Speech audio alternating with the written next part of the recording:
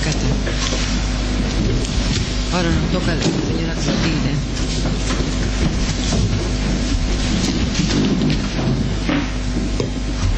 ¿Pueden tomar asiento, doctor, por favor? Siempre son los únicos que quedan paraditos en pie. Sí, doctor. Conozco de sus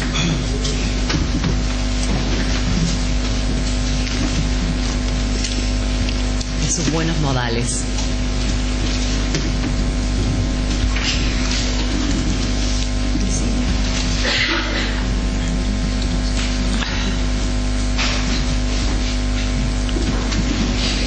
Que pase la señora Clotilde Custodia Ragone.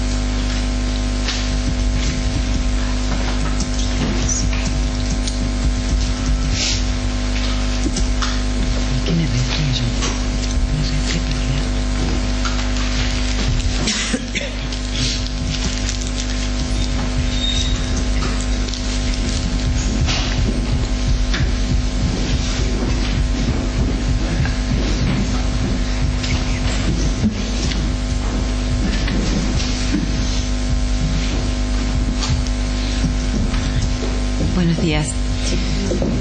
Señora Clotilde Custodia Ragone, usted ha sido citada como testigo en el expediente número 3115 del año 2009 que el Estado sigue en contra de Rubén Nelson Herrera, Pedro Javier Herrera, Miguel Raúl Gentil, Luciano Benjamín Menéndez, Carlos Alberto Mulhol, Jorge Héctor Zaneto, Joaquín Gil y Andrés del Valle Zoraire por supuestos autores de homicidio y lesiones. Usted como testigo debe decirnos todo lo que haya visto, lo que haya escuchado, lo que haya ocurrido en su presencia. No puede callar, ocultar ni mentir, no puede exagerar ni menoscabar la verdad y menos mentir en contra de los procesados, porque esto la puede llevar hasta 10 años de prisión. ¿Me ha comprendido?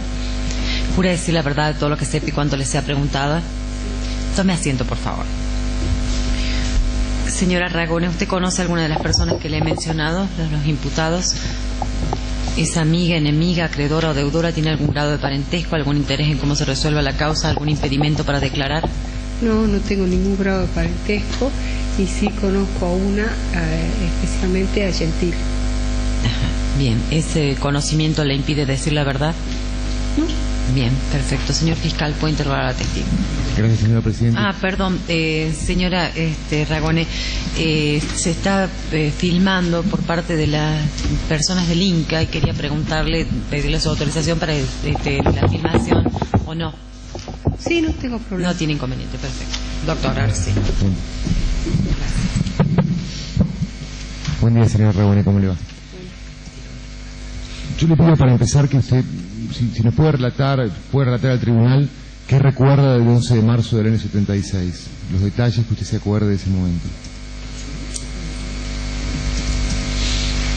Bueno, fue un día muy duro, el más triste de mi existencia.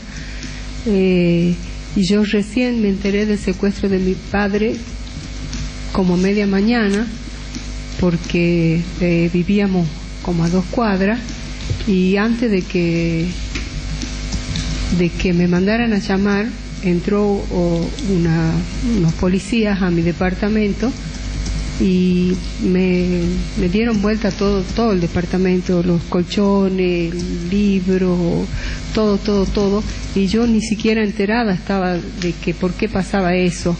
Y justamente cuando ellos se iban, llegó una empleada de mi mamá que me mandaba a llamar, y cuando bajaba iba un chofer de mi marido, un tal Nielsen, y por eso me di cuenta que eran policías, porque se lo llevaron preso.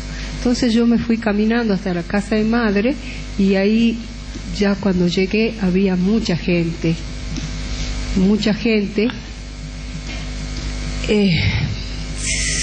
y me pregunta quién serían, vecinos. Yo veía el momento, es un tumulto de gente, pero lo que sí tengo presente y que no me olvido nunca porque me quedó muy, muy en el fondo de mi corazón, es que llegó el juez Lona. El juez Lona con un zapato de mi papá, y justamente estaba yo con mi mamá y nos mostró el zapato, y bueno, ella se largó a llorar y bueno, todo, y él la calmaba, le decía que no se haga problema, que él iba a ayudarnos, iba a ayudarnos a encontrar a mi papá, que no nos hagamos problemas. Pero para mí fue muy desilusionado, me desilusioné muchísimo, porque pasó el tiempo, no sabíamos nada, y luego al correr de los años me entero que él investigó 2 meses y lo dejó al expediente en el cajón. Y bueno, de decir que era un amigo de mi padre, que estaban juntos, que se los veía y todo, a que haga eso, me duele mucho.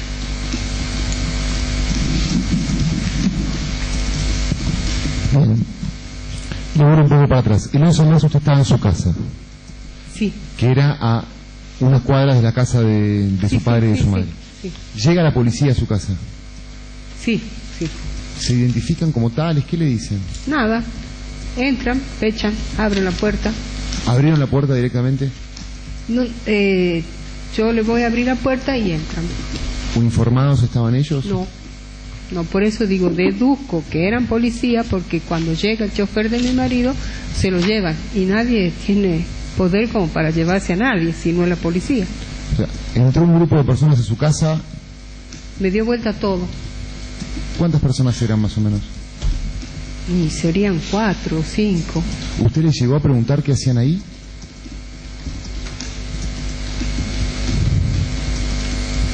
No, creo que estaba muy asustada. No, aparte estaba sola con mis sus 2 hijos. Mis 2 hijos, y estaba embarazada, o sea que no tenía, no sabía qué es lo que estaba pasando. Y se asustó. Sí. ¿Revisan su casa? ¿Se llevan algo de su casa? No, nada. En ese momento llega la empleada de su madre convocándola para la casa. Sí. Y ahí justo coincide con la retirada de los policías o de esta gente, digamos. Sí, bajábamos todo y subía el chofer y dice, ¿usted quién es? Bueno, le preguntan, tal Nielsen. Bueno, venga conmigo, con nosotros, y se lo llevaron. ¿Se lo llevaron ¿se acuerda en qué? ¿En qué vehículo? No me acuerdo. Bien. Llega a la casa de su madre.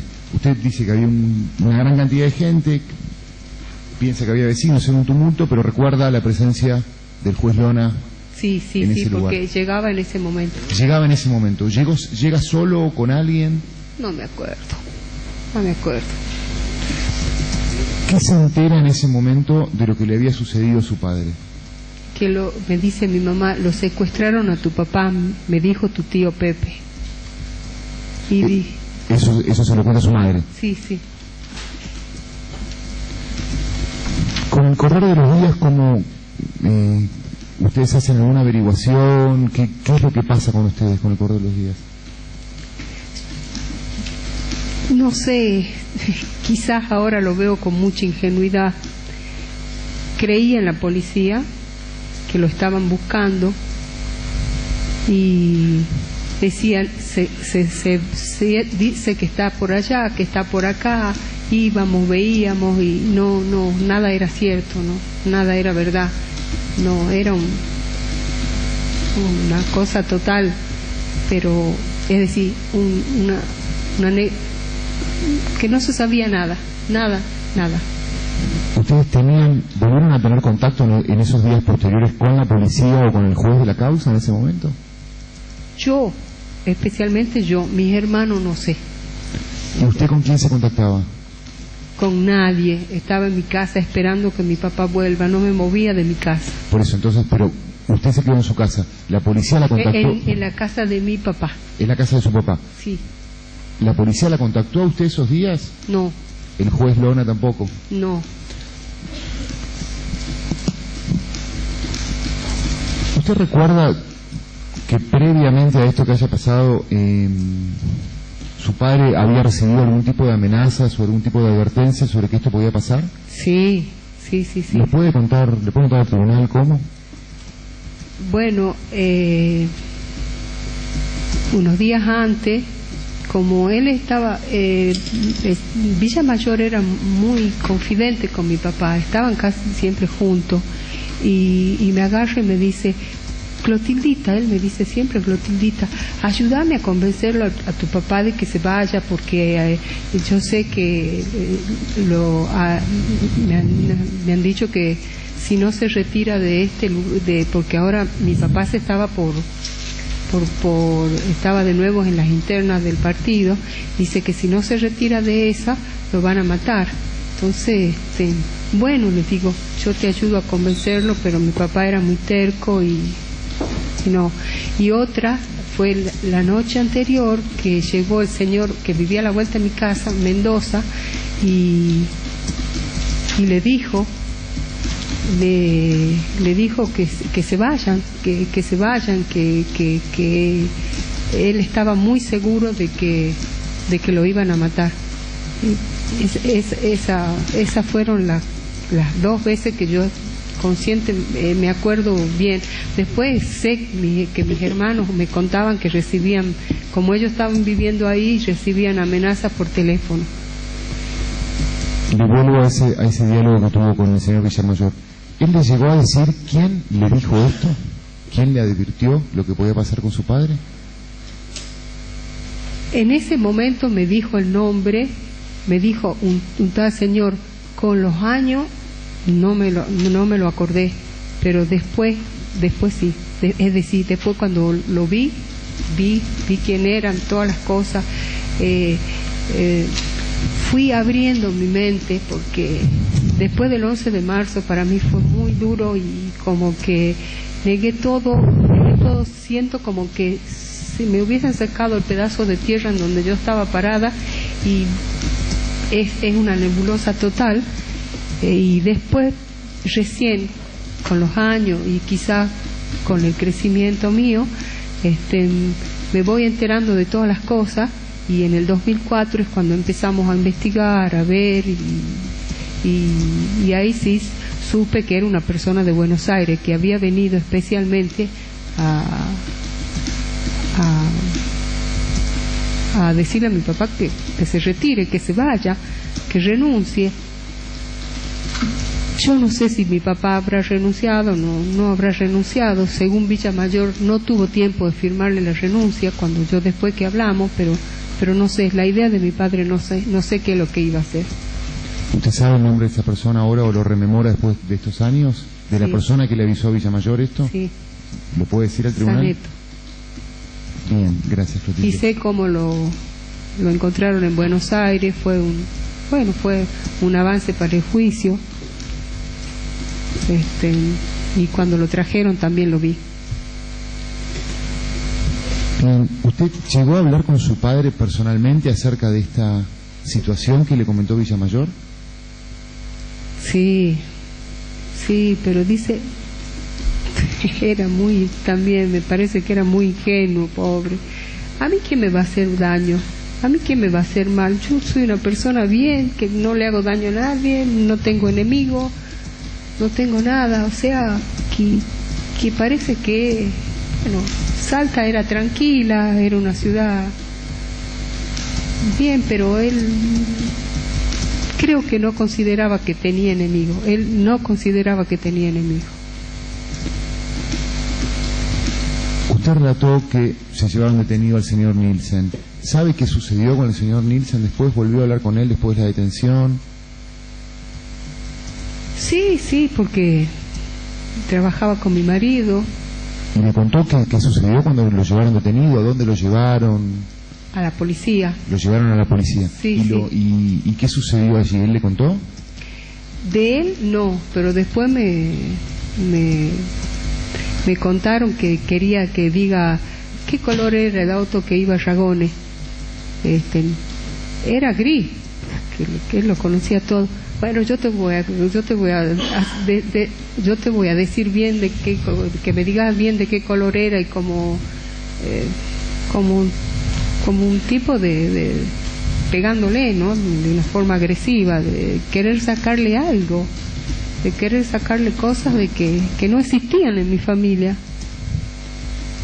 ¿Su familia tuvo custodia de la policía después de lo que pasó? No, nunca. ¿Y el señor Nielsen le llegó a contar qué policías eran los que le habían hecho estas preguntas? No, porque después que pasó todo esto, como que me negué a seguir hablando de lo que pasó, y me fui dando cuenta sola cuando pasaron una semana, 2 semanas, 3 semanas, y que no aparecía nada, y que los zapatos de mi papá no estaban en el cuerpo. Me fui dando cuenta con el tiempo que no estaba vivo.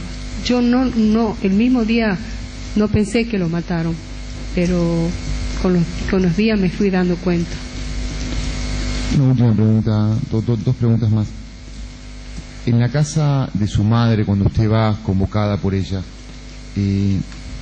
¿había policías, aparte en ese grupo de gente, había policías? No me acuerdo. No se acuerda.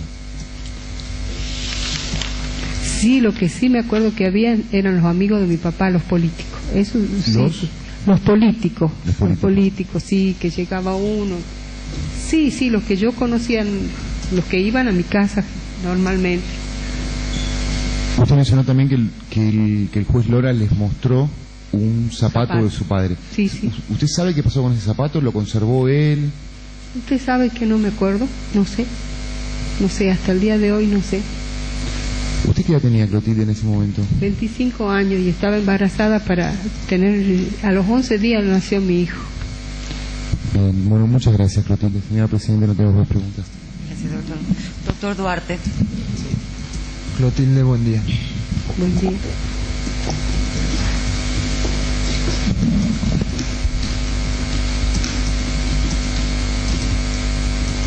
¿Usted tiene conocimiento de que su padre haya tenido algún tipo de enfrentamiento con la policía en el momento anterior a los hechos?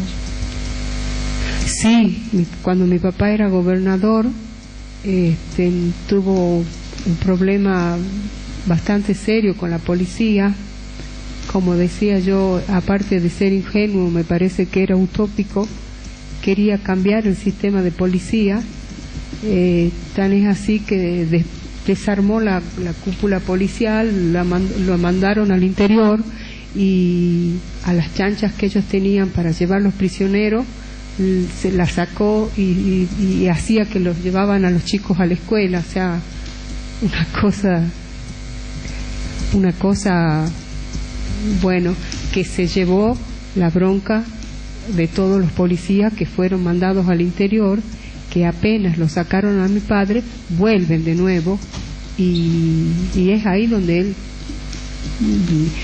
pienso yo, que la policía le toma bronca a él por las cosas que le hizo, y aparte por los comentarios que decían de las ideologías que tenía mi papá, que no estaban de acorde al momento nacional, ¿no? Que no eran las mismas. Su padre, ¿qué decía de los policías que fueron desplazados cuando él asumió en el gobierno? Esa palabra no me la olvido nunca, y decía, son unos torturadores que hacen daños a la gente. Son torturadores. Y me acuerdo cuando sacaron y quemaron todas las armas de tortura.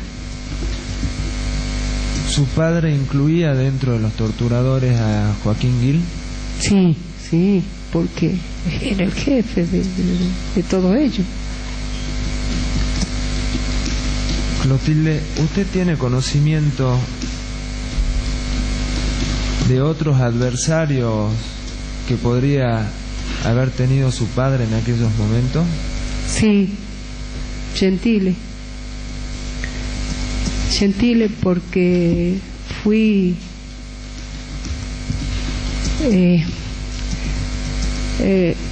una prima mía casada con un militar, Balbuena, me dice, acompáñame que necesito hablar con Gentile para hablar sobre cosas de mi marido.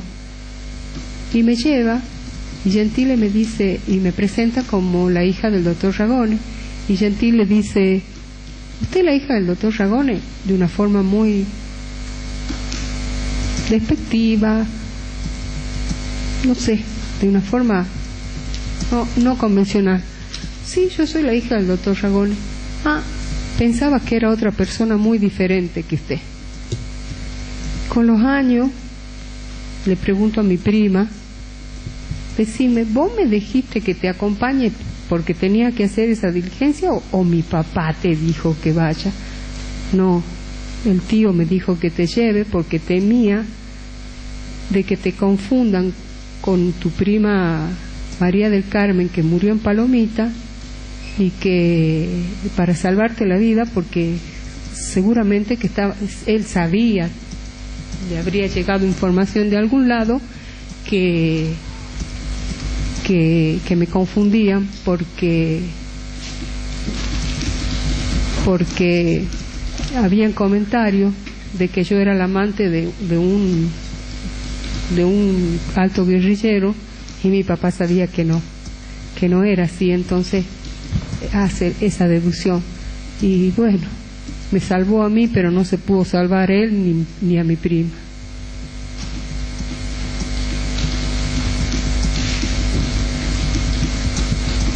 Clotilde, ¿usted recuerda alguno de los opositores políticos de su padre en aquella época? Sí, cuando tomaron la casa de gobierno, él estaba en Buenos Aires, fue el día anterior, y bueno, la tomaron y los amigos del partido de él pudieron controlar hasta que él venga, ¿no es cierto? Hasta que él venga. Y yo me acuerdo que entré por una puertita del costado y me presenté en el despacho de él. Perdón, ¿a dónde entró? A la casa de gobierno, al despacho de él, y tuvo que de malas ganas recibirme porque no podía hacer otra cosa, y cuando me quedé ahí escuché que hablaban en voz muy alta con Falú y con Bravo Herrera, y yo sabía que Bravo Herrera, estaba el comentario de que tenía un revólver. A esa situación habían llegado de estar discutiendo compañeros peronistas, pero de distintas de distintos ideales, y que se querían quedar con el gobierno de mi padre, ¿no? Pero lo que me parece, lo que también me duele muchísimo, es que el doctor Falú, que habíamos crecido juntos, que vivían siempre y eran amigos, quería quedarse con el gobierno de mi padre, querían sacarlo. Y Bravo Herrera, también, que éramos conocidos de sus sobrinos, todo, portar un revólver, y que estoy segura de que tenía el revólver, no sé cómo se lo quitan, pero sí, después se lo dan a mi padre el revólver, él lo lleva a la casa, se lo dio a mi mamá para que lo guarde, Y como pasaron los años, mi mamá ya no quería tener, cuando empezaron con los problemas y todo, no quería tener un arma, se lo da a mi marido para que lo registre, y todavía ese revólver existe. O sea, eso eran los adversarios políticos, los mismos compañeros de él, qué feo que es. Clotilde,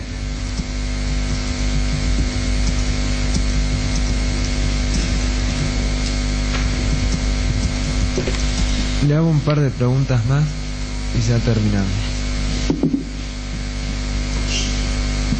¿Usted tiene conocimiento de los motivos por los cuales atentaron contra la vida de su padre?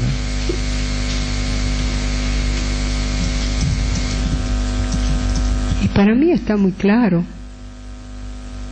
Era una persona honesta, era una persona de ideales, de trabajar por la gente pobre, de la inclusión social, de todos esos ideales verdaderamente peronistas, pero en ese momento la cúpula, la parte nacional, no estaba de acuerdo, eran totalmente diferentes, y vimos lo que se vino después de eso, y mi papá era una molestia muy grande para ellos, y presentarse de nuevo en unas elecciones y que iba a ganar seguramente era vergonzoso.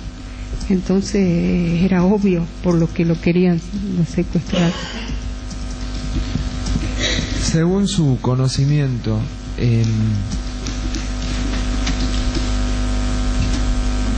¿era pública el enfrentamiento entre Gentil y su padre? Sí, eran muchos los comentarios que decían que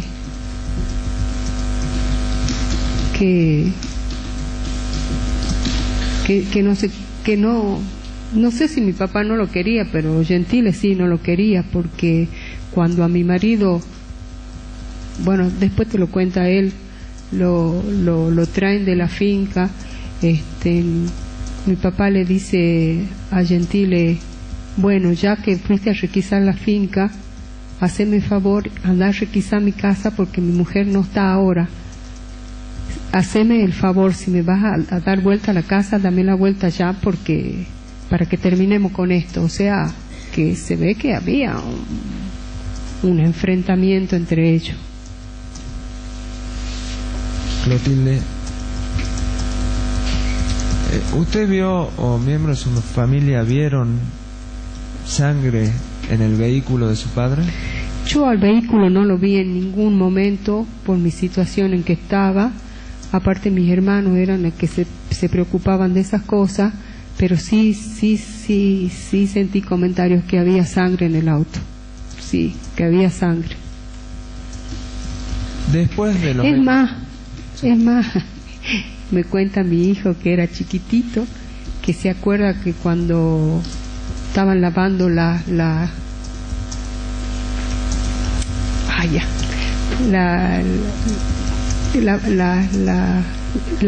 estaban lavando cuando lo trajeron al auto las alfombras, y él se acordaba que salía sangre. Él tenía 8 años y él se acordaba de eso. Clotilde, ¿la familia recibió amenazas después del 11 de marzo de 1976? La familia, yo en especial no, porque vivía en la finca, no quería saber nada, había quedado muy molesta, me retiré de la sociedad, de una sociedad que me retiré y que me retiró, porque me siento muy excluida.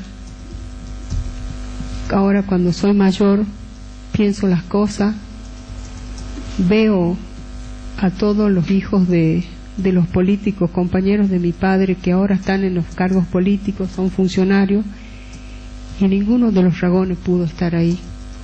Ninguno de los Ragones está como funcionario, estuvo todo este tiempo, como funcionario, es como que quisieron matarlo a mi papá y matar a toda, sacar la idea de mi papá y sacar la idea de todos sus descendientes.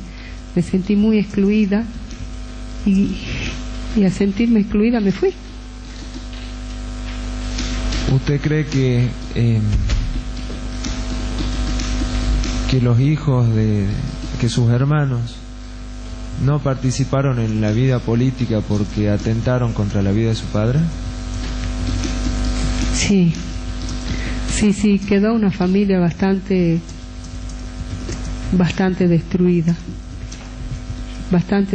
quizás la que más tenía la idea y que siempre soñé con estar en la política y ayudar y estar en la parte de lo que hacía mi padre era yo. Quizás se lo transmitía a mis hijos y así estamos. Clotilde, para que quede claro, porque no fue respondido en la pregunta anterior, ¿la familia recibió amenazas después de la Sí. Mis hermanos te los van a poder contar, eran amenazas telefónicas. Clotilde, ya para ir terminando,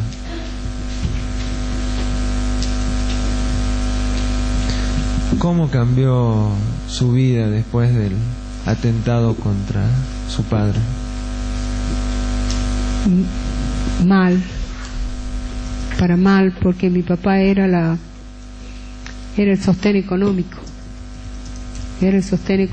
Mis hermanos estaban estudiando, si bien yo ya estaba casada, pero mi marido te lo puede decir, nos ayudó muchísimo en un momento que recién estábamos empezando con una finca despojada que recibió mi marido y que él fue el sostén, el único sostén que teníamos, y nos quedábamos sin padre y sin el sostén económico y Dios nos ayudó, pero económicamente quedamos muy mal. Clotilde, ¿usted lo vio o lo conoció a Joaquín Gil?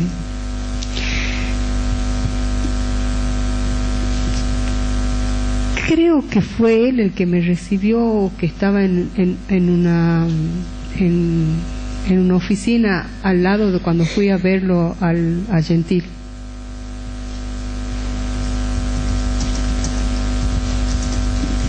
Clotilde, y esta ya es la última pregunta.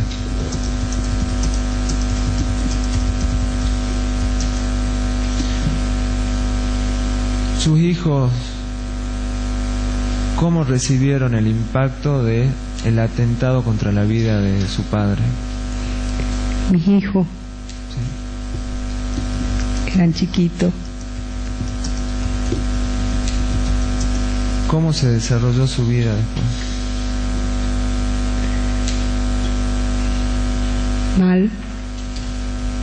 Después me lo sacaron en cara. ¿Por qué no hablábamos de su abuelo? ¿Por qué habíamos destruido la unión de la familia?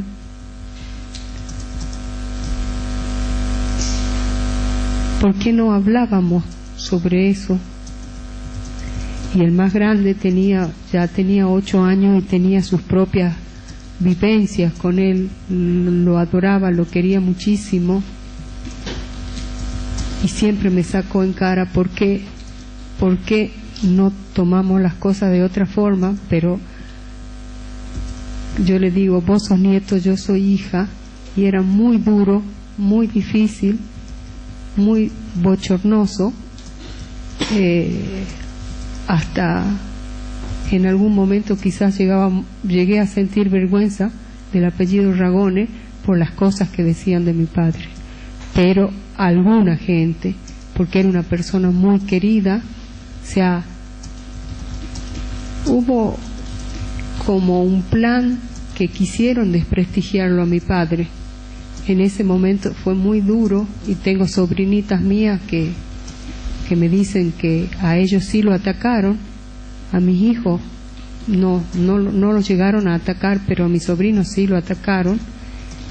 Y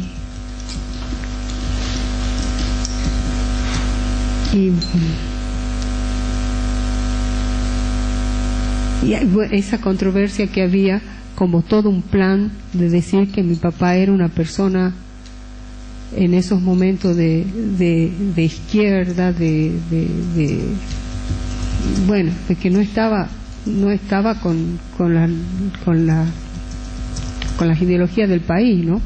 Pero por otra parte era una persona muy querida, era el médico del pueblo porque vivía para ello cuando fue doctor y cuando fue gobernador, o sea que luego se disiparon, porque la verdad siempre sale a flote, siempre sale al frente, y mi papá de nuevo volvió a tener prestigio y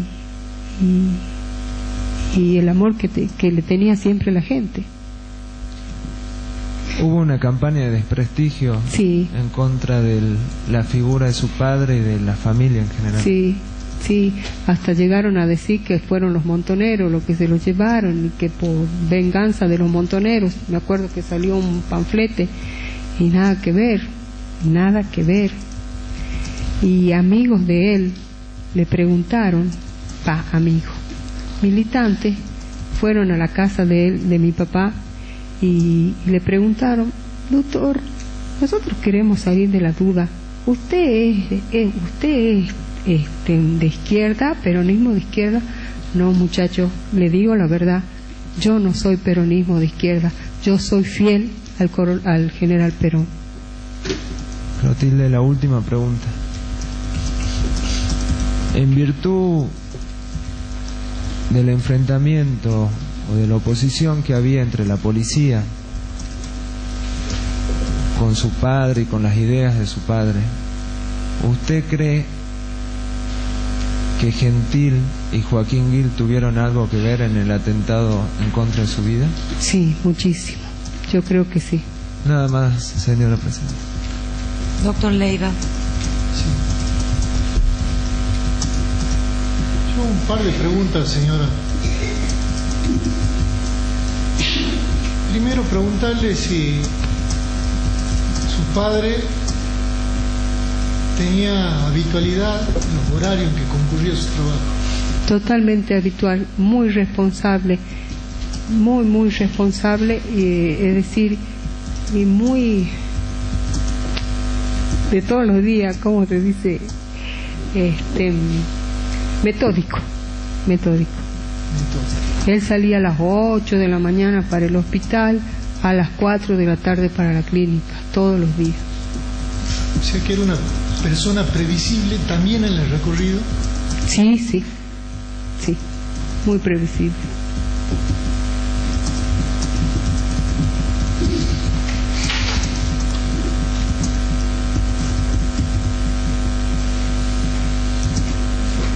En relación a la casa de Gentil, estaba cercana a la casa de su padre, ¿no es cierto?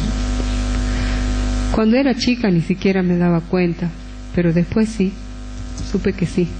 A la fecha de los hechos, el 11 de marzo. No. ¿No sabía usted? No. Gracias, doctor. Doctora Ávila. Sí, una sola preguntita, señora Ragone, ¿cómo le va?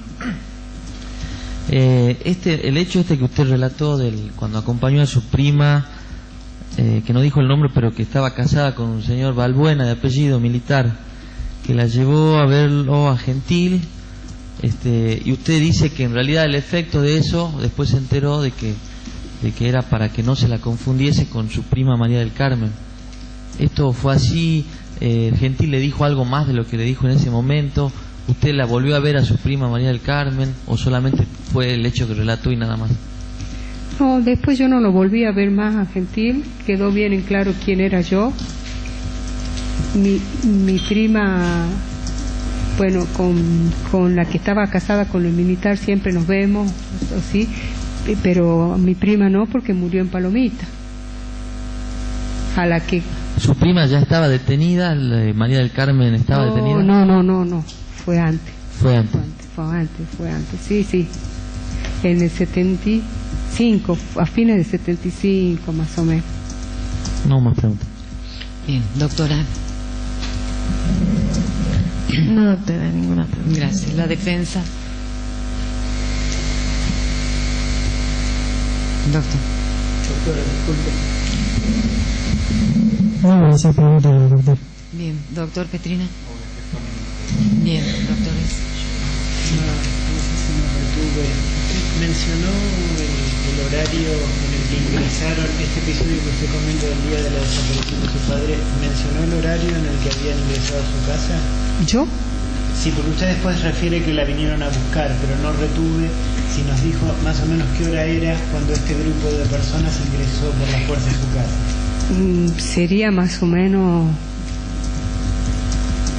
a las 9:30, hasta que hicieron todo, yo estuve llegando a mi casa como a las 11.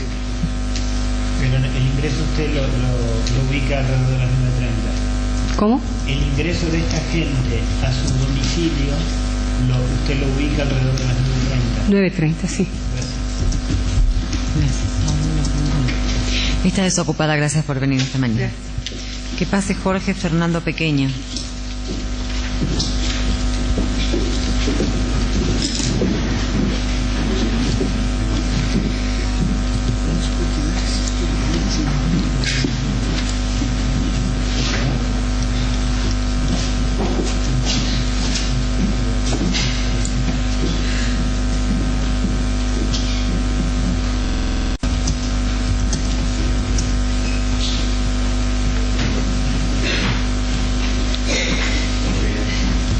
Buenos días.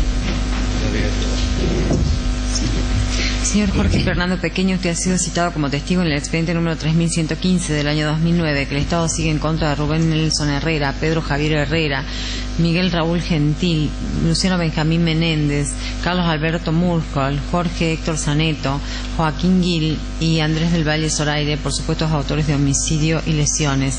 Señor Pequeño, usted como testigo debe decirnos todo lo que haya visto, lo que haya escuchado, lo que haya ocurrido en su presencia. No puede callar, ocultar ni mentir, no puede exagerar ni menoscabar la verdad, y menos mentir en contra de los procesados, porque esto lo puede llevar hasta 10 años de prisión. ¿Me ha comprendido?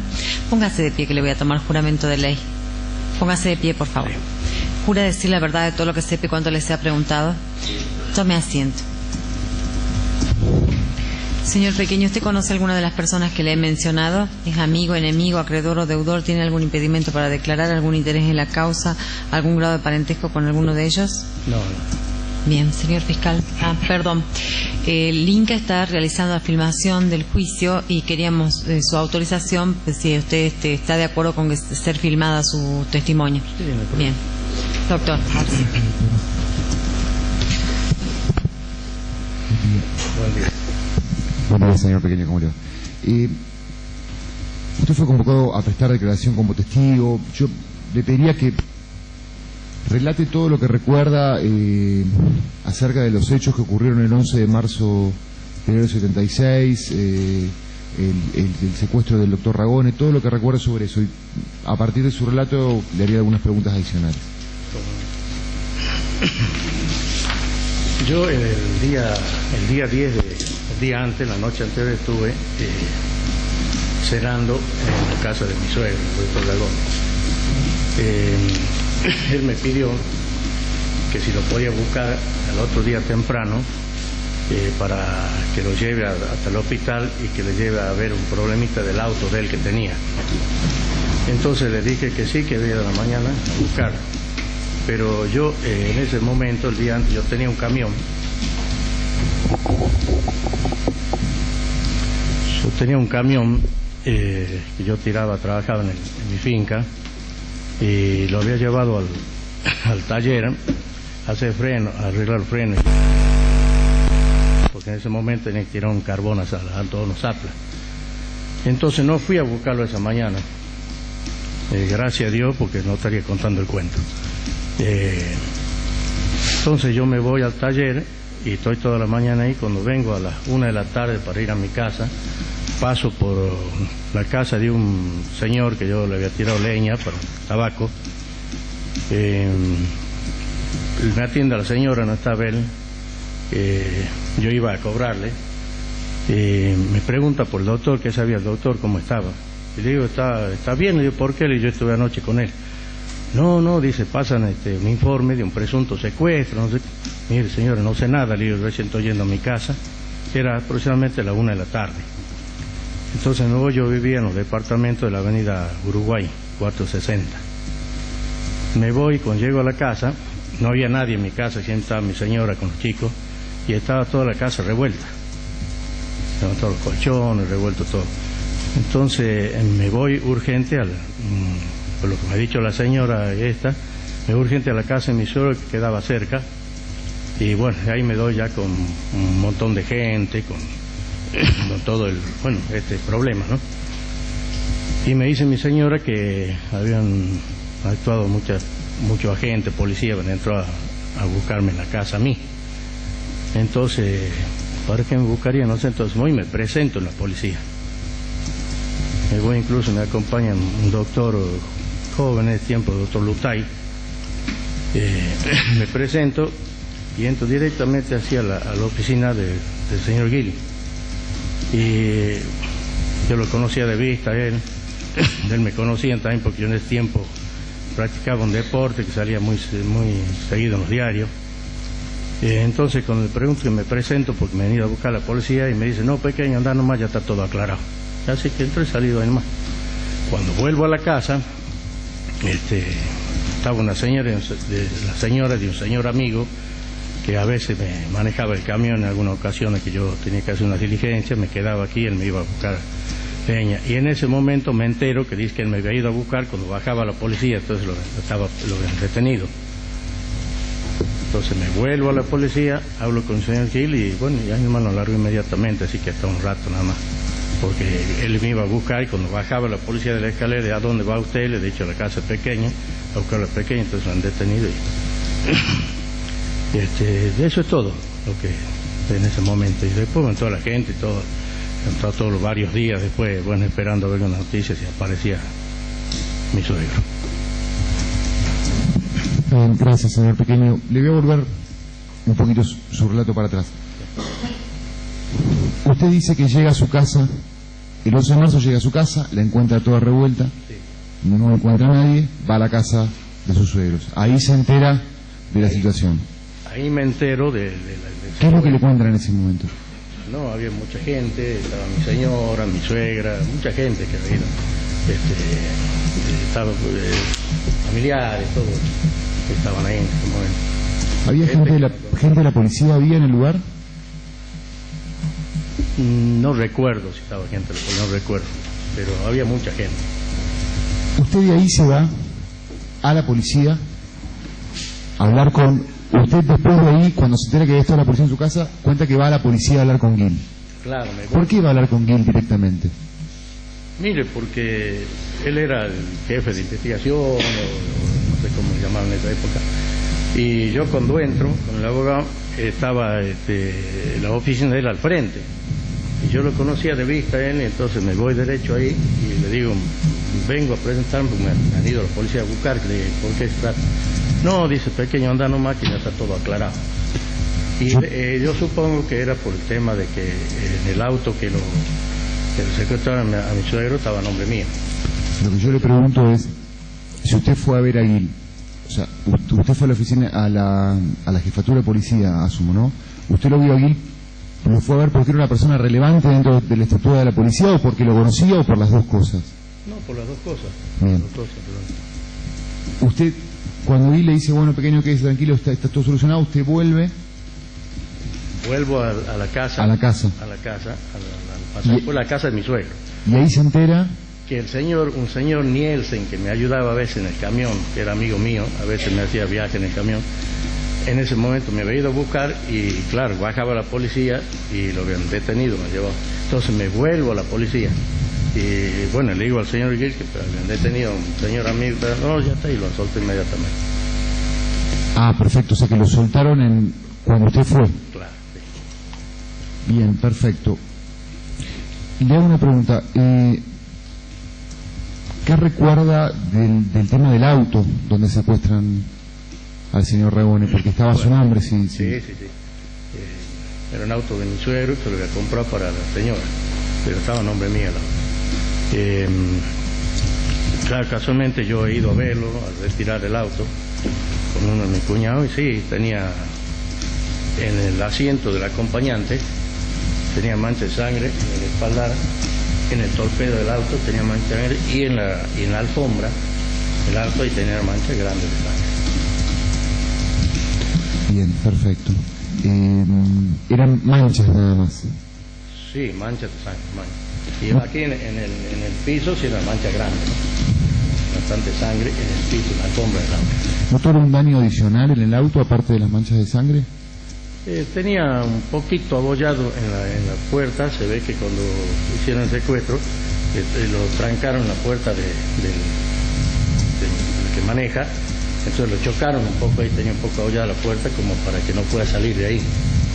Entonces parece que solo quiso salir de la otra puerta y ya lo agarraron. ¿Usted llegó a hablar con el señor Nielsen acerca de ese lapso que estuvo en la policía? ¿Cómo? ¿Usted llegó a hablar con Nielsen acerca de lo que le pasó ese rato que estuvo en la policía? Sí, yo hablé después porque él fue a la casa y me dijo sí, que le preguntaban a él, ahí en la policía lo querían medio apurar y le decían qué auto tenía pequeño. Y yo, el auto que tenía, que él sabía, que yo tenía una Coupé roja, 1500. Y él decía, sí, un auto rojo que tenía. Ah, rojo, decía, te vas a acordar el color. Él ni idea tenía que el auto, el Peugeot, estaba en mi nombre. Entonces él sabía que era mi suegro, no que era mío. Y eso es todo. Nada más. ¿Sabe dónde estuvo Nielsen detenido? ¿O ahí interrogado, digamos? No, ese rato nada más, ese momento. ¿Pero sabe a dónde fue eso? Claro, en la central. ¿En la central? En la central, sí. Perfecto. ¿Y sabe qué personas le preguntaban esas cosas? No sé. Cuando usted habla con Gil acerca de Nielsen, ¿a usted le da la sensación de que Gil estaba enterado de esa interceptación de Nielsen? Mire, no sé si estaría enterado, pero yo le dije que hay un amigo que me iba a buscar, un señor que trabajaba conmigo y que lo habían detenido porque me iba a buscar. Entonces, ahí nomás lo han hecho largar. Y claro, ahí le preguntaban por el auto que usted usaba. A él le preguntaban qué auto tenía yo, y él le contaba un auto rojo. ¿Qué color de auto? ¿Qué auto? Un rojo, un pie rojo. Bueno, ya te vas a acordar. Salían, dice, de nuevo cuando lo tenían encerrado, salían un rato y volvían a preguntar qué auto, qué color, y era un auto rojo. Y claro, él no sabía que el auto gris estaba mi nombre, no era mío, él sabía que era el suegro. Ese auto lo secuestra la policía, ¿usted lo ve a dónde cuando lo ve? Cuando lo veo en la policía, en la central. En la central de la policía. En la central. Bueno, nos relató eso. ¿Se acuerda si había algo particular en el baúl? No, del baúl no, porque yo me acuerdo que vi ahí la sangre, esas manchas, todo esto. En el baúl no recuerdo haber visto estas cosas. No recuerdo si incluso si lo he visto en el baúl, si abrí el baúl, eso no me acuerdo. Ahí adelante sí. ¿El auto lo retiró usted después de la policía cuando lo...? Sí, yo lo retiré con un cuñado mío. Bien, perfecto. No me acuerdo a los días pues que lo retiré, ¿no? Yo no me acuerdo si pasó 2 o 3 días, no recuerdo bien, pero lo retiré después de unos días. Bueno, gracias, señor Pequeño. Su señora no tenemos más preguntas. Bien. Doctor Duarte. Buenos días.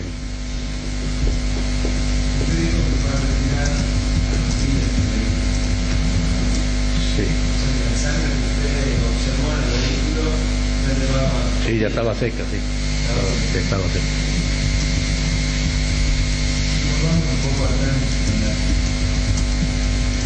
El departamento en el que usted vivía se encontraba en la avenida Uruguay 460. Sí. Usted vivía con su esposa en Florida. Sí, mis 2 chicos en ese momento. El 11 de marzo de 1976, por horas de la mañana, su esposa le comentó que había venido policía a allanarle el departamento. Claro, cuando yo voy a la casa, a la que llego a las 1 de la tarde, al no encontrar a nadie en mi casa y ver revuelto todo, entonces me voy, porque ya alertado por la señora del doctor que yo había ido a cobrarle una leña, ella me dice que sabía de mi suegro. Y entonces yo le digo, no, está bien, ¿por qué le dijo anoche con él? No, me dice, hay un presunto secuestro que para informe por la radio. Le digo, no sé nada, yo estoy toda la mañana en un taller, no escucho nada. Entonces, como yo de ahí me voy a la casa, que quedaba cerca, y me voy con la casa revuelta. Entonces ahí ya me doy cuenta que algo había pasado. Entonces voy a la casa de mi suegro y ahí estaba mi señora, mi suegro, un montón de gente, y ella me dice que había ido a la policía a Revolver y que me buscaban a mí. Entonces por eso que me voy a la policía a presentarme de qué es lo que querían de mí.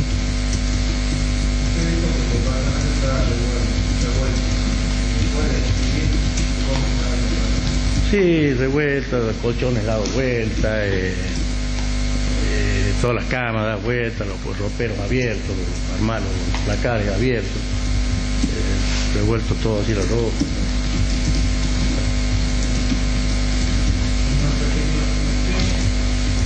¿Tiene conocimiento de que su suegro haya tenido un enfrentamiento con la oposición pública con el señor Gentil?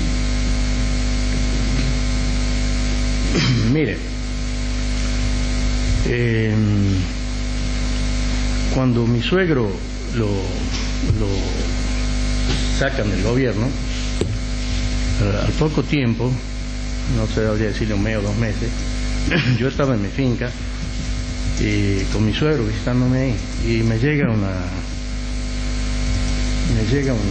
jeep de González con varios policías, el comisario, no sé el nombre del comisario, hacen un allanamiento, buscan la casa, en la casita de la finca, en casa sencilla. Estaba mi suegro diciendo, el doctor, dice, queremos hacer revisión del campo, de la casa. Entonces entran, y yo tenía en un pequeño depósito atrás de la casa, cosas que se guardaban ahí del campo, tenía un cajón de dinamita que había usado yo, estaba empezado, que había usado en un pozo de agua que estaba cavando, le estoy hablando del año 68, y estaba ahí el año 74, que estoy, pero no se usó más. Estábamos cavando un pozo, que llegamos a una tosca, entonces después conseguimos la dinamita, donde estaban haciendo cabra corral, que el hermano, mi suegro, el tío ingeniero Lagones, trabajaba ahí, entonces él nos consiguió la dinamita, y un señor, un boliviano que sabía manejarla en esos pozos, que hemos estado trabajando con eso, hasta que llegamos un poco de agua y no se pudo hacer más nada, y quedó. Después lo hicimos con perforar con máquina. Y bueno, cuando ocurre eso, le dicen a mi suegro, mira, vamos a llevar a su yerno a declarar allá en González. Y mi suegro le dice al comisario, no, dice, vamos a hacer como arregla allá en la central de policía. Entonces él estaba en su auto Torino, le dicen, maneja vos petizo, que así me decía, sube el comisario con un agente, cargan la dinamita en el baúl y nos venimos. Yo venía manejando el auto, paramos en la puerta de la central. Sacan la dinamita, entonces me llevan con él delante de Gentil. Me toma declaración, explico de dónde sacamos la dinamita, para qué lo usamos, todo, hago toda la declaración, y mi suegro le dice a Gentil, mira, le dice, yo ya conozco todas estas cosas, le dice, si vas a empezar a macanear con todos estos allanamientos, anda ya nomás a mi casa, revoltear lo que quieras, pero aprovecha que no está mi planeta en Buenos Aires, mi señora, no quiero que lo hacer pasar mal momento. Si tenés que revoltear, ya, porque si después vas a contar mi familia, no te voy a perdonar. Doctor, no se toma así, ¿qué doctor? Entonces, bueno, ¿qué van a hacer conmigo? Se comunicaron en ese momento con el ministro Rocamora, y que era ministro del Interior, y me dijo que larguen inmediatamente, así que me largaron.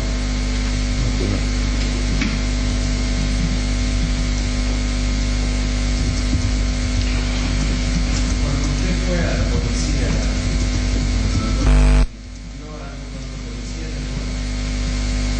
¿no bajamos con 2 policías, con el comisario y el policía ayudante de él, y bajamos 2 y entramos hasta el registro de la oficina de Gentiles, nada más. Ahí nos atendió él, como la declaración. ¿Usted lo conoce al señor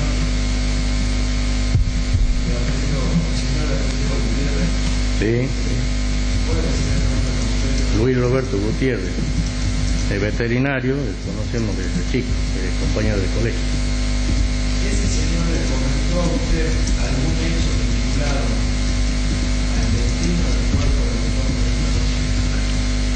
doctor? Mire, se escuchaba tantas cosas que decían que lo tiró en cabra corral, pero Este muchacho, este amigo mío, tenía una hermana que era muy amiga de la señora de un comisario, Misael Sánchez.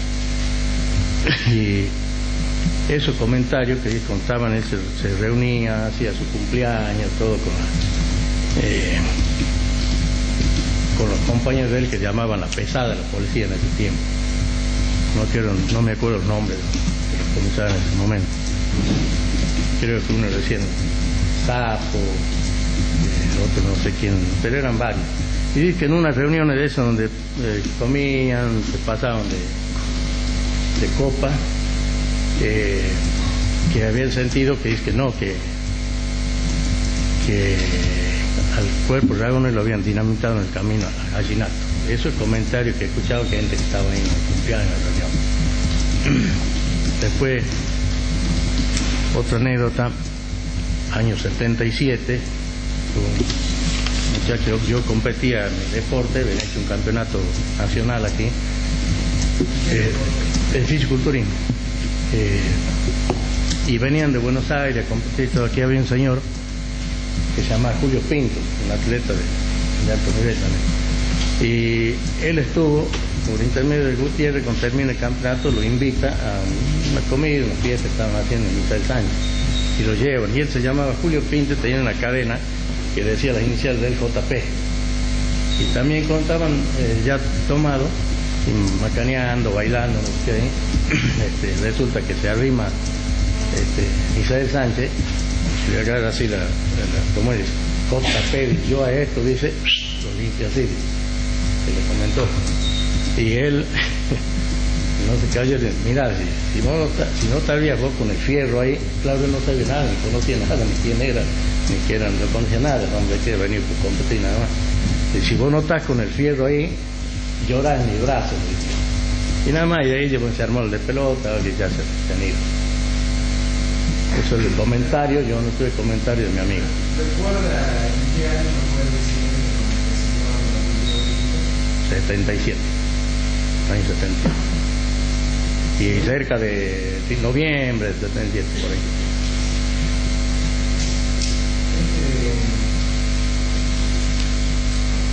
Este hombre llamado Misael Sánchez, según su conocimiento, formaba parte del grupo de policía en el que se encontraba Joaquín Gil, según lo que se decía. Bueno, no, la verdad que, no sé, era un comisario de alto como es, pero no, sí, sería claro, el jefe era Gil, sí. Jefe de ellos. ¿Cómo cambió la vida de su familia luego de atentado? Y bueno,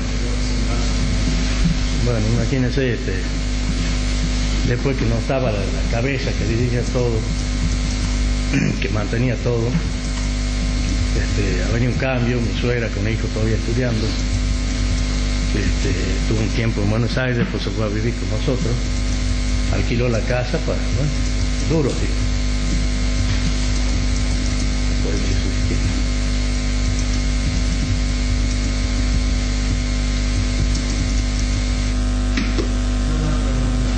Gracias, doctor. Doctor Leiva.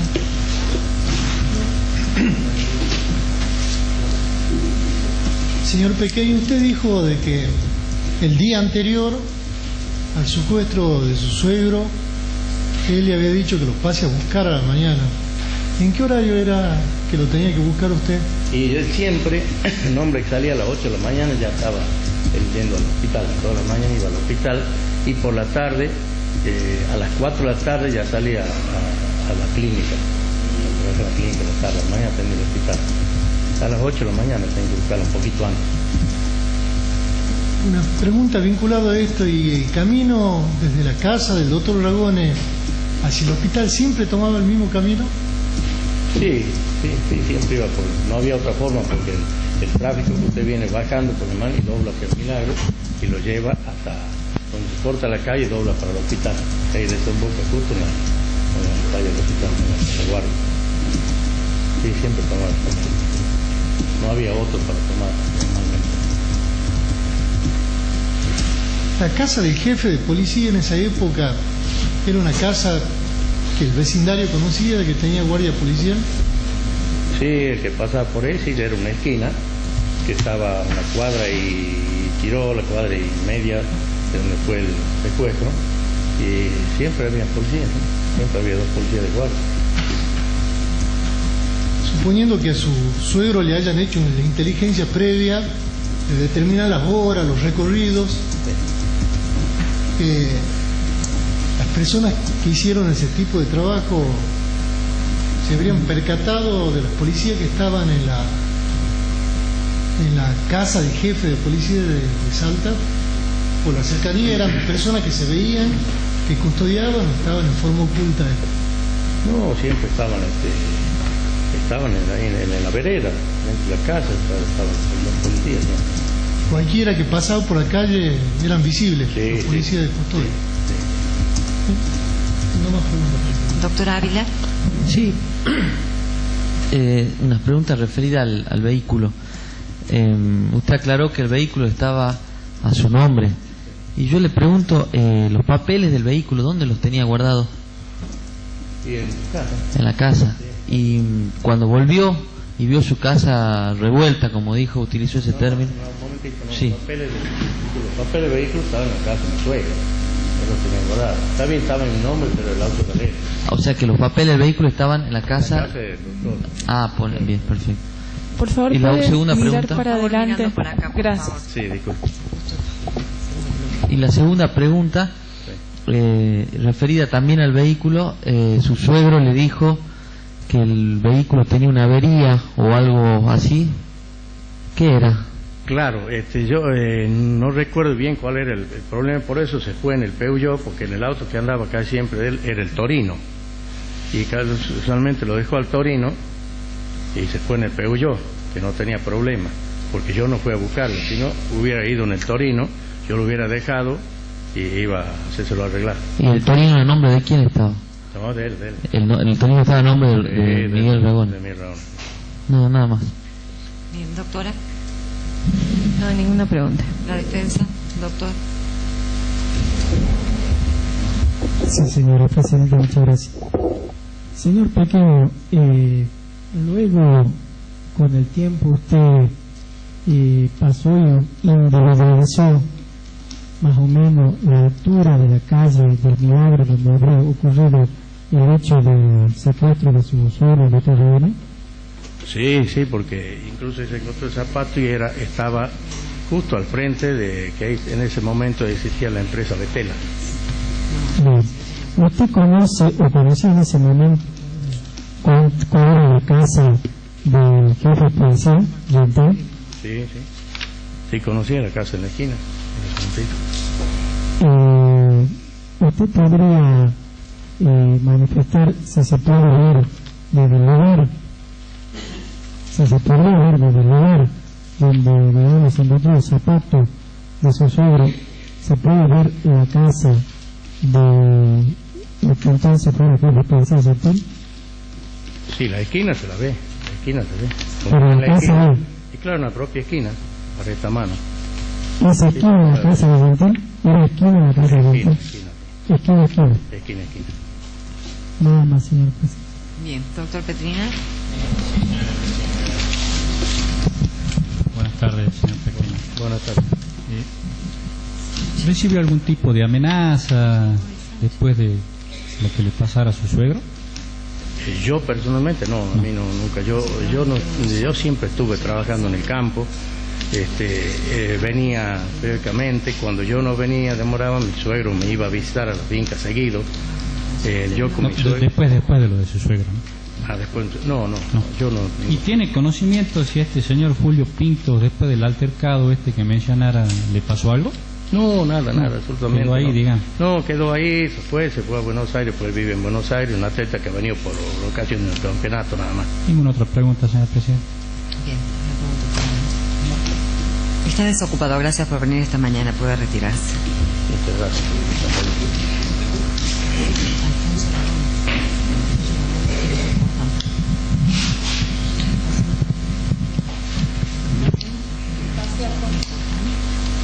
¿Qué Pase Alfonso Ragone, por favor. Alfonso Ragone.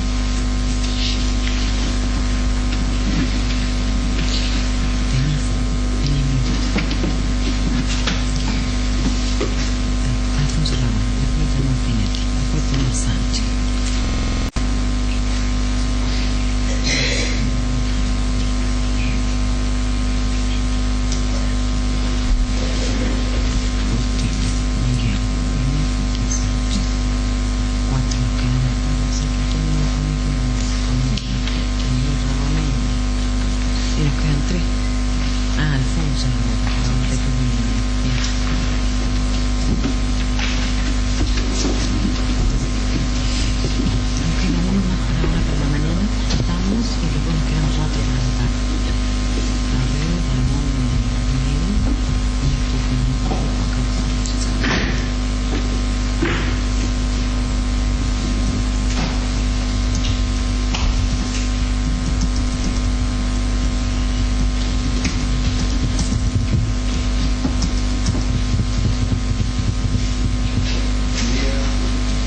Buenos días.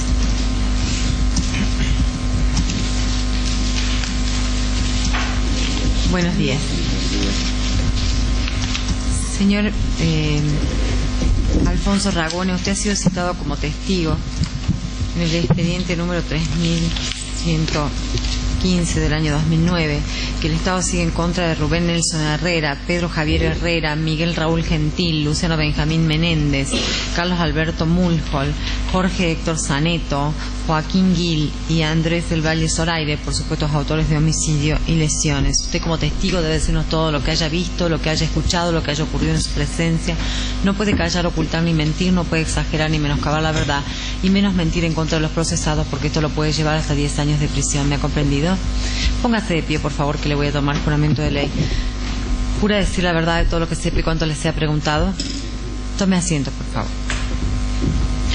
Señor Ragone, ¿usted conoce alguna de las personas que le he mencionado? ¿Es amigo, enemigo, acreedor o deudor? ¿Tiene algún grado de parentesco, algún interés en la causa, algún impedimento para declarar? No escucho bien, si podría hacer más despacio el diálogo. Sí, si es amigo, enemigo, acreedor o deudor, tiene algún grado de parentesco, tiene algún impedimento para declarar o algún interés en cómo se resuelva la causa respecto de estas personas que yo le he mencionado. No. Bien, señor fiscal, primero. Señor Ragone, se está grabando para el Inca. Quería preguntarle si usted está de acuerdo en que se grabe su declaración.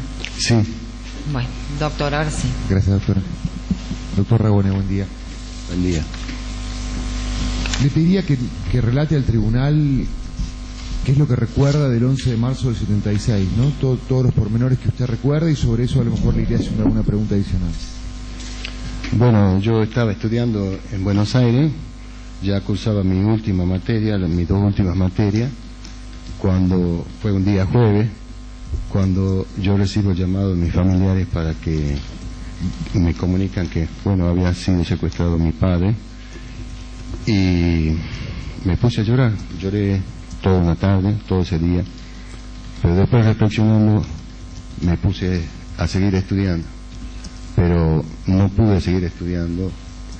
Yo rendía el sábado ese, y quería recibirme pronto porque nuestro padre nos decía que nos recibamos pronto para que estemos al lado de él, y no pude terminar de estudiar, así que me vine a Salta al otro día, y bueno, me encontré con todo el espectáculo en mi casa, donde todo el mundo iba para un lado y para el otro.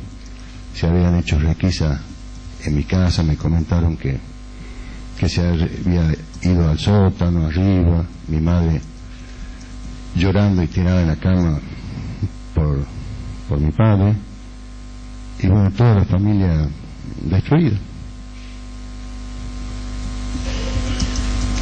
¿Usted se encargó en los días posteriores de hacer alguna averiguación, hizo algún trámite o estuvo acompañando más que nada a la familia?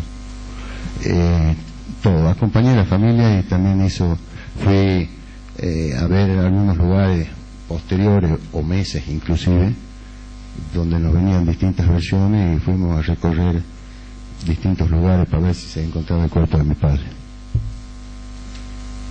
¿Usted recuerda haber tenido contacto con funcionarios de la policía o del Poder Judicial a raíz de la investigación?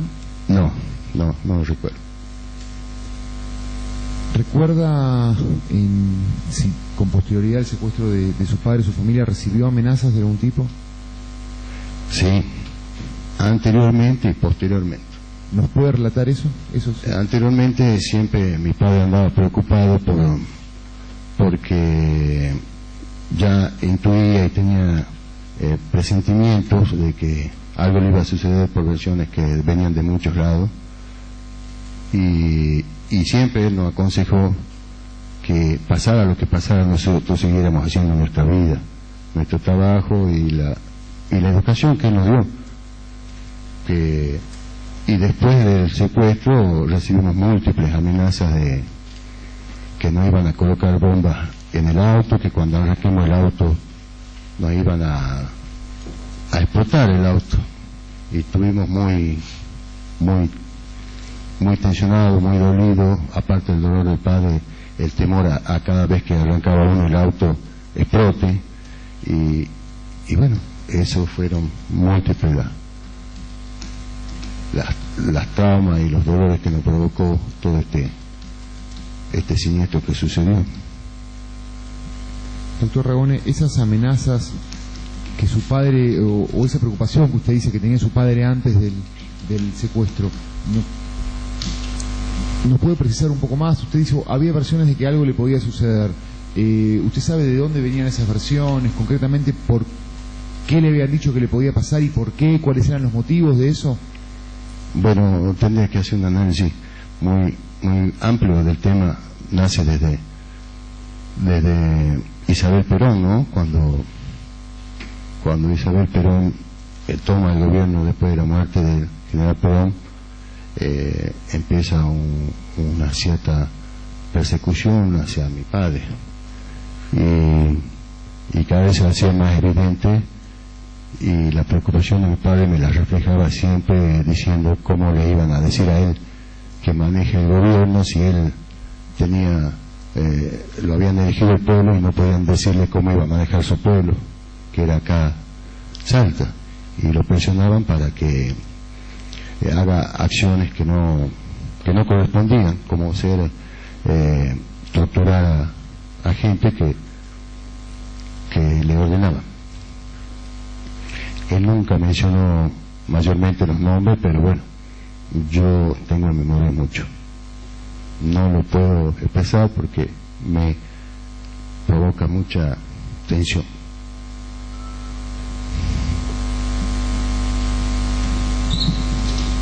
Usted decía entonces que eso fue antes. Claro, o sea, en términos generales lo que usted expresa es que el gobierno de turno perseguía a su padre por la línea que tenía. Exactamente. ¿Y la preocupación era en esos términos, en términos generales, por la persecución que había en términos generales, o hubo algo más concreto? Bueno, había gente también de los opositores políticos que querían la caída de mi padre, y que es muy seguro que colaboraron pienso yo, que colaboraron en todo el tema de la desaparición de mi padre. Y entre los adversarios políticos es de destacar uno que después fue gobernador de la provincia, y lo sucedieron los hijos en varios periodos gubernamentales. Así que yo recomendaría a lo mejor a los jueces, para que tengan idea, que lean el libro del ingeniero Jesús Pérez, donde habla del romerismo y el ragonismo. Van a tener una idea más cabal de lo que fue. Doctor Ragone, una última pregunta. Después del secuestro de su padre, esas amenazas telefónicas, ¿usted recibió algunas personalmente? Múltiples. Perfecto. Bueno, muchas gracias, doctor. No tengo más preguntas, doctora. Doctor Duarte. Buen día. puede relatar usted a grosso modo en qué consistían esas amenazas? Le acabo de decir por teléfono siempre, ¿no? Por teléfono que nos fuéramos de la provincia, que nos iban a hacer explotar los autos, a veces panfletos que nos dejaban escritos en los autos y así. Usted dijo que el día en que atentaron contra la vida de su padre, requisaron su casa. Cuando usted llegó se enteró que habían requisado su casa. Exactamente. ¿Puede explicarnos un poco en relación a esos hechos? Porque yo llego y había mucha gente y le pregunto a mi hermana, a mi hermano, no recuerdo a quién, estaba toda la familia ahí, qué había pasado. Y no, dice, vinieron los policías, vinieron el juez, dejaron el zapato, bla, bla, bla, todo lo que sabe. Y a mí me llamó la atención, porque, ¿y qué pasó? No, revisaron toda la casa, fueron abajo al sótano, fueron al escritorio, subieron por todos lados, estuvieron por todos lados. Y también, bueno, por supuesto, mi hermana también estaba molesta porque le habían ido a revolver la casa de ella también, y lo que quedó mucho grabado en mi hermana fue el tensión y el dolor que le revolvían la casa mientras que quedaba a pocas cuadras, mientras ella caminaba con sus dos hijos arrastrándolo porque la madre la llamaba urgente hasta la casa de mi padre.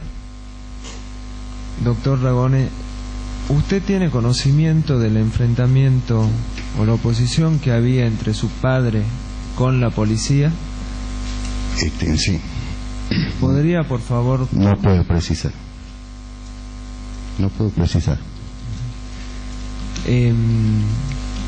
¿Por qué cree usted que atentaron contra la vida de su padre? Y bueno, era una persona humana que se dedicaba a su pueblo. En un momento, él siempre fue un padre de familia excelente, dándonos el ejemplo y la educación, no solo con la palabra, sino que ejecutaba con la palabra lo que él decía. Y bueno, se vienen las elecciones internas de los partidos y él fue amenazado continuamente para que no se presenten las elecciones internas del Partido Justicialista, y eso le creó una duda a mi padre con todas las amenazas, todo eso, pero él decidió presentarse nomás porque no podía abandonar a su pueblo, más allá de todo el riesgo que corría. No podía abandonar a sus hijos y a la familia, y se presentó nomás, se iba a presentar a la interna del partido que toda la gente lo reclamaba.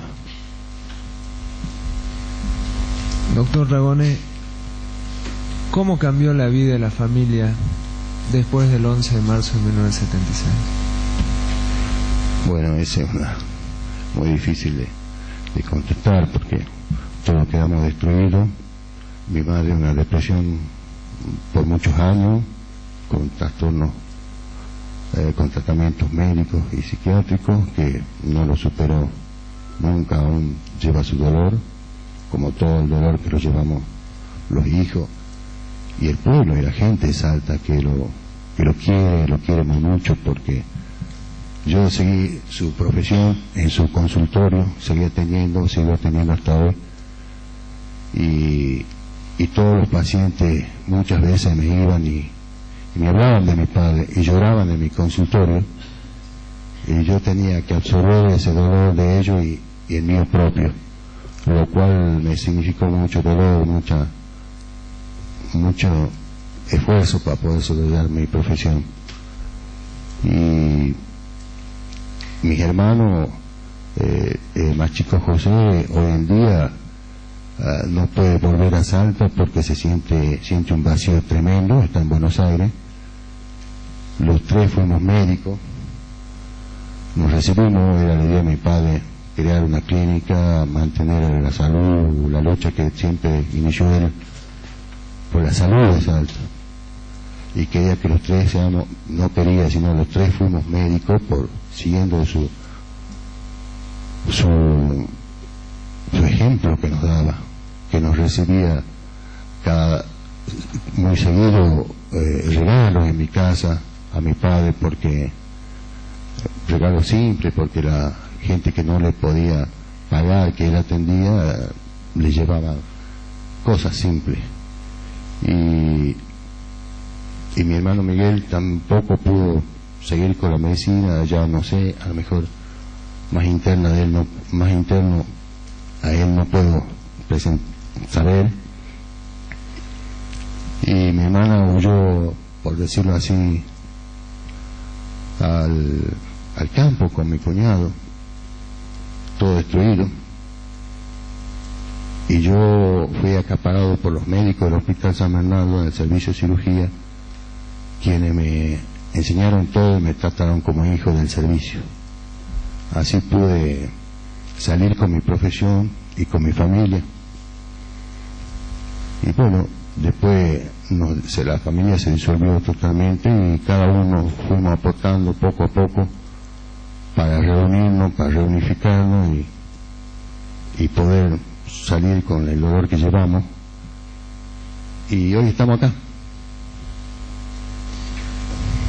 Doctor Ragone, ¿usted cree que los ideales que representaba su padre, sí, que los ideales que representaba su padre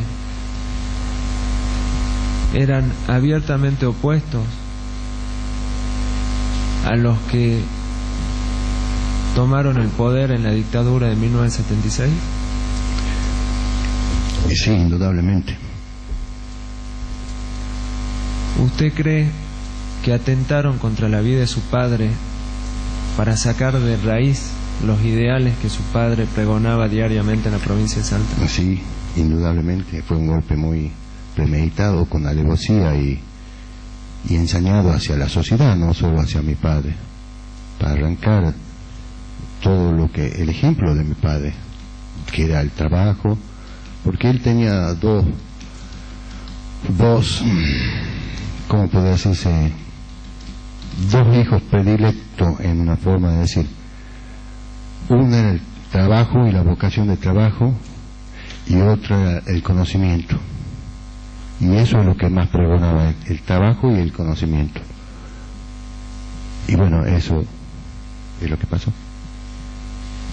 La última. ¿Alguna vez, ya se lo preguntó el fiscal, pero quiero que, para cerrar la declaración, ¿alguna vez usted fue citado por autoridades judiciales a fin de que preste testimonio con el objeto de esclarecer este hecho? No, no recuerdo. Nada más, señor presidente. Gracias, doctor Leida. Sí.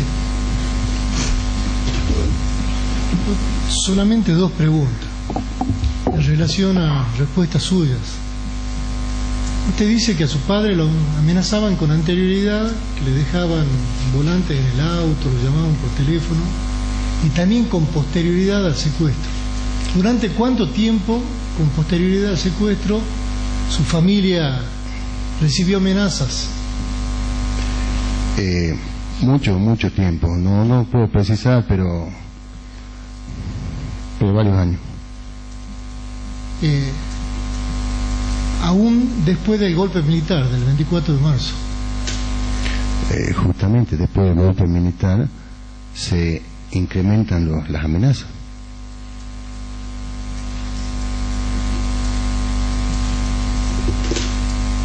Y una sola pregunta, no sé si yo entendí mal, que a su padre lo llamaban de Buenos Aires para que ejerza tortura sobre gente de Salta. No, yo no dije eso.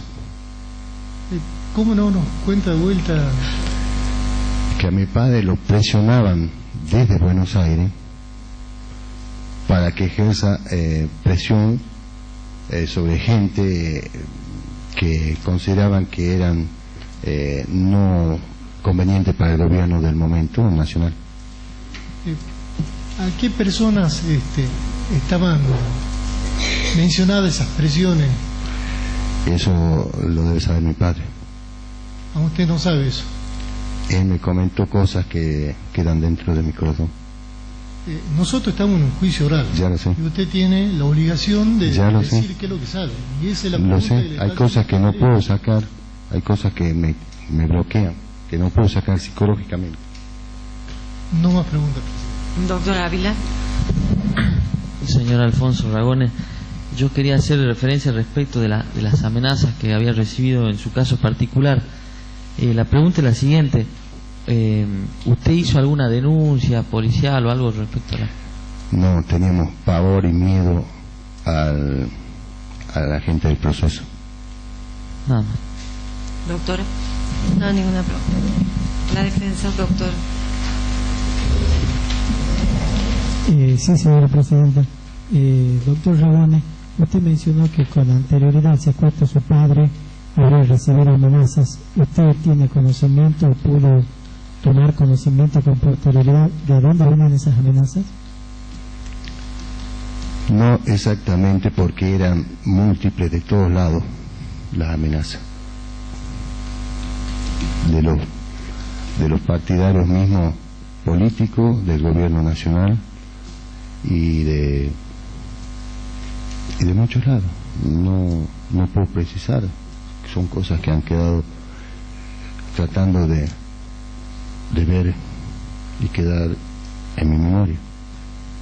Doctor, ¿esas amenazas llegaron a ser amenazas de muerte? ¿Usted tuvo conocimiento que podrían haber sido amenazas de muerte a la persona de su padre, no?